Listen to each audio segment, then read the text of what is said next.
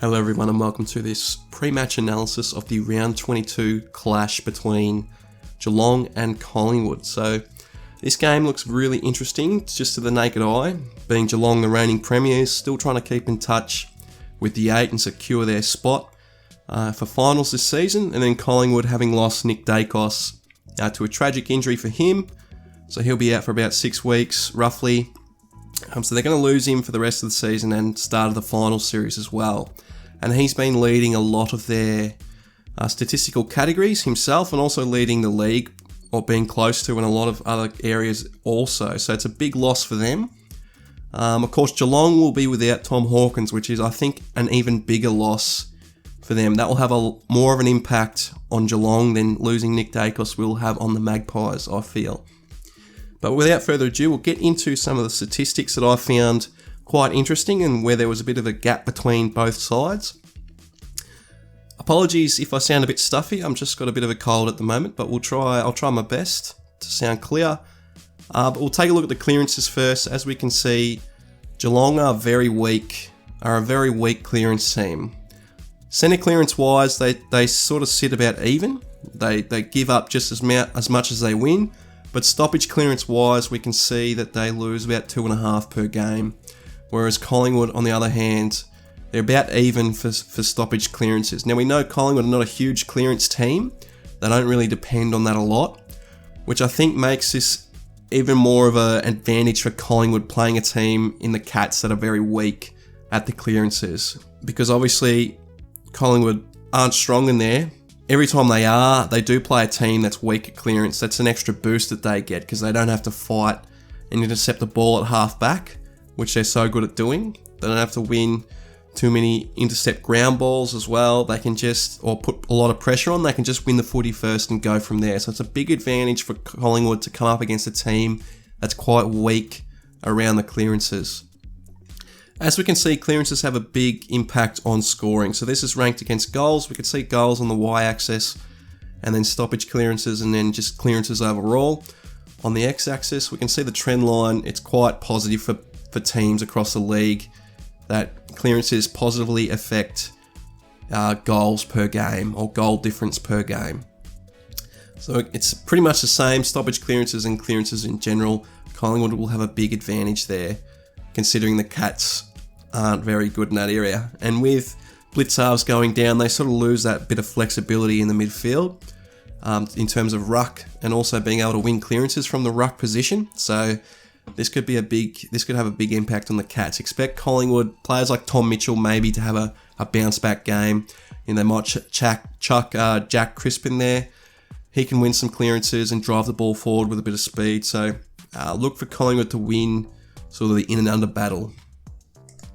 We'll move on to disposals. So as we can see, effective disposals down here on the left, and then just disposals overall on the right. We can see Collingwood have a big advantage over the Cats as well. So we can see the Cats' effective disposals, they run at about 8 less per game, whereas Collingwood run at about 5.5 more per game. So there's about a 13 or 14 effective possession swing there between the two sides. And that can be quite impactful depending on how much pressure the Cats are able to apply, or how well they're able to negate the impact of those effective disposals. So a lot of teams can just chip the ball around the back 50, and that will accumulate their effective disposals. But Collingwood seem to do so going through the corridor a lot. They like to attack forward, and they get a lot of effective disposals that way. So it's important, as we've seen in the last few weeks, Collingwood have struggled and teams have taken away that central corridor. So it'd be important for the Cats to do so and try and limit their effective disposals to disposals that don't mean much. They're in the back 50, they're just doing it to switch the play, maybe just to retain possession, and then they can go from there. As we can see, it has got a positive trend on the league, but we can see teams like the Lions, Power, and of course Geelong they tend to just drive the ball forward. They don't really rely on effective disposals, more so on pressure. I would say the Lions and the Power rely a lot on pressure. They play very territorially. They like to lock the ball into their forward 50, so they will just bomb it into their forward 50 and then just get their smalls to work and try and score goals through that avenue. Whereas the Cats are a little bit the same. They try to embrace a more chaotic game. The effective disposal difference may come back to haunt them. Obviously, the power lost to Magpies, and there's a big difference between the effective disposals here between those two. But of course, earlier in the year, I think the Lions beat the Magpies, but that was quite far back. That was in the early rounds, so we won't really know until those two play each other again. But as we can see, the Demons were able to beat the Magpies, and they probably should have won by more. And also the Blues, and they have a high number of effective disposals. So it really depends on how you utilise those disposals. But overall, Collingwood will have the ball a lot more than Geelong. Expect them to win a lot more of the footy, which means that they won't have to pressure as much, which means they'll be a lot fresher with the ball, more opportunities to go forward without having to turn it over. So that could be a real force for the game for Collingwood. So expect Geelong to be really chasing a lot of tail in this game. Just want to move through to uncontested possessions and metres gained. Obviously, Collingwood like to chain uncontested possessions, and there's a big difference here as well. We can see the Cats are about 12.5 less per game in uncontested possessions, whereas Collingwood are 2.5 uncontested possessions more per game. So there's about a 15 possession swing there. And then we can see in the metres gained as well, there's about 100 metres that Collingwood have on Geelong in terms of how much more they beat their opponents. So there's definitely a correlation here. Obviously, metres gained has a really positive effect, and uncontested possessions has a mild positive effect. But this just means that Collingwood will likely try and chain possession, go around Geelong's press and try and get it out into open play where they're able to push numbers across to the football, outnumber their opponents and chain uncontested possessions purely just based on more numbers at the footy. That's generally what they like to do. Obviously, Nick Daicos, they move him from a halfback into the midfield, and that creates an outnumber. They play 7v6 in the midfield because obviously teams push their half forwards up as well. It's similar to what Liverpool or Man City do. If you watch the EPL, a lot of times, if you know soccer, they set up with 4 defenders, and let's say the right back, so the one furthest to the right, will move into midfield to create an outnumber in midfield, which will mean that that team has more chance to retain possession and is able to put more pressure on when the other team has the ball because you've got an extra number in there. And it's really similar to what Collingwood do with Nick Daicos. They move him from half-back, they play with one less defender, but they back their players in to win the football with the extra number, and also pressure a lot heavier with an extra number. There's a reason why teams, when you do drills, maybe you do a 4-on-3, you make the three defenders so it's easy to move the ball. If you make it 5v4 and you make 5 defenders, it's going to be a lot harder to try and transition the ball because they'll have a spare. So that's why they moved Nick Daicos into the midfield. That's why a lot of Premier League clubs and soccer clubs around the world do that, because it just makes you dominate that midfield area, and that's possibly the most important area to dominate. So look for them, Collingwood, to do that, and the uncontested possessions will come into play if they decide to move Jack Crisp into that Nick Daicos role or someone like that. So expect Jack Crisp or whoever they swap in, maybe side bottom, to have a big impact on the game. Expect their numbers to be a lot higher. In terms of the inside 50s and rebound 50s, we can see that both teams have a positive inside 50 differential and also a negative rebound 50 differential. Now, the important thing here is if you have a positive inside 50 differential, you want to make sure that your rebound 50 differential doesn't cancel out your positive inside 50. So as we can see with Geelong, they've got 5.8 more inside 50s per game and only 3.2 rebound 50s they allow out of their forward 50. So there's about a 2.6 inside 50 swing there. So 2.6 times per game, the other team's not able to get it out of their back 50, which is why the rebound 50 isn't so high. It's closer to 0. So any team that has a positive inside 50, the closer you are to 0 in your rebound 50, the better you are. So as we can see with the Swans, they are very close. So they have an even inside 50 count, which is not too bad, but they actually have a positive rebound 50 count. So they're very good at getting the ball out of the back 50 once it gets in there, and then not letting the ball come out of the inside 50 when they get it in there. So another team who's actually quite good is Carlton and the Crows. The Crows are the best at it. They have a positive inside 50 and rebound 50 count. So they're extremely good at getting the ball inside 50 and not letting it out. And they're also extremely good at getting the ball out of their back 50 when the other team gets it in there. So this is why the Crows are a bit of a smoky if they do make the 8. They have got the strategy and the team capable of doing some damage in finals, but I would expect next year to be their year where they make a big jump. So both Collingwood and Geelong are really good at this. Collingwood are a bit better.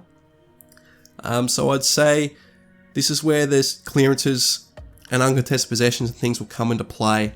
If Collingwood are able to get field dominance, I think it will negate a lot of what Geelong do in terms of being able to lock it inside their forward 50 and get it out. We know Collingwood don't allow rebound 50s. They're almost at 0, and they put a lot of forward pressure on. So if the Cats aren't able to get some sort of transition game going, I think it really could be a big margin in terms of the final score. We'll move on to the tackles, which is what I just touched on then with the pressure. Obviously, the Cats, they lack a bit of forward pressure. They 2.4 tackles inside 50 less per game, whereas the Magpies are about even. A lot of Magpies pressure comes from around the ground, so just tackles in general, which will be on the next slide. I just wanted to have a look at the intercepts. So Geelong don't really do intercepts from the forward half. They generally do it from the back half, because we can see they don't put a lot of pressure in that forward 50. They don't get a lot of tackles. A lot of it's perceived pressure, but we know that Tom Stewart likes to, attack from half back, get intercepts there, and so do Collingwood. So that will be key to the game. Collingwood are very good at getting intercepts, and their forward 50 pressure is a bit better than Geelong's. But as we move on to the overall tackles, we can see Geelong are -5. They're one of the worst in the league, and Collingwood are the best. So they're even with the Giants, but there's about a 12 tackle difference here, and that just equates to a lot of pressure. There's tackles, and then there's being close enough to tackle that disrupts a kick. So the pressure Collingwood are going to be able to apply, I think, is going to really affect Geelong and affect all their previous statistics and slides that I've gone through, which would make the advantages for Collingwood even more so just due to that pressure. We can see the 1%ers also. I just wanted to put these in because Collingwood are very good at this, and Geelong are the third worst team for 1%ers. We can see the Demons are also the worst, so you can still be a good side with this, but a lot of the good sides are in this top right quadrant here. See the Lions, Dogs, Power, Giants, Swans are becoming good, and Carlton are about even. So makes a difference. That's things like smothers, spoils, things like that, kicks off the ground, stuff like that, that make a difference just to overall pressure. So expect Geelong, if they're not able to figure out how to negate that pressure, expect Collingwood to really get on top of them throughout the game and wear them down. And lastly, I just want to touch on the goal efficiency per inside 50. So as we touched on before, Collingwood will likely have a inside 50 advantage just due to them being able to get it out of their back 50 a bit more effectively than Geelong, which will mean that they'll probably have more inside 50s in general because, one, they get it out more, but also their score is low because they don't let it out of their forward 50 as well. And you couple that with the clearances and disposals and them just having more of the ball, which will mean more forward thrusts. I find it difficult for Geelong to really utilise their goal efficiency per inside 50. We can see they're third, but as I'll pull up in just a second, Tom Hawkins is responsible for a lot of that. He's first in marks per game and also 10th in score involvements per game and 17th for score assists or goal assists across the league. So without him playing, that's a big dent in Geelong's forward efficiency. So expect Collingwood to have a real advantage there, and that's going to make it really hard for Geelong to keep the ball in there, find targets, keep the ball inside 50. Expect Collingwood's defenders to have a lot of intercepts, particularly with Nathan Murphy still playing. It's going to be difficult for Geelong to maintain a scoring threat as they go forward. I just wanted to touch on this game. So this is Collingwood's loss to Hawthorn last week. Now Nick Daicos got tagged out of the game, so that threw a lot of their tactics out the window. Obviously they'll be ready for it this week against Geelong if they put a tag to someone, or they won't have that detriment of someone being tagged. Jack Crisper will be able to resume the role of Nick Daicos, or Steele Sidebottom or something like that, or Josh Daicos. But just have a look at Hawthorn's statistics for this game. Obviously, they kept Collingwood's inside 50 efficiency down low.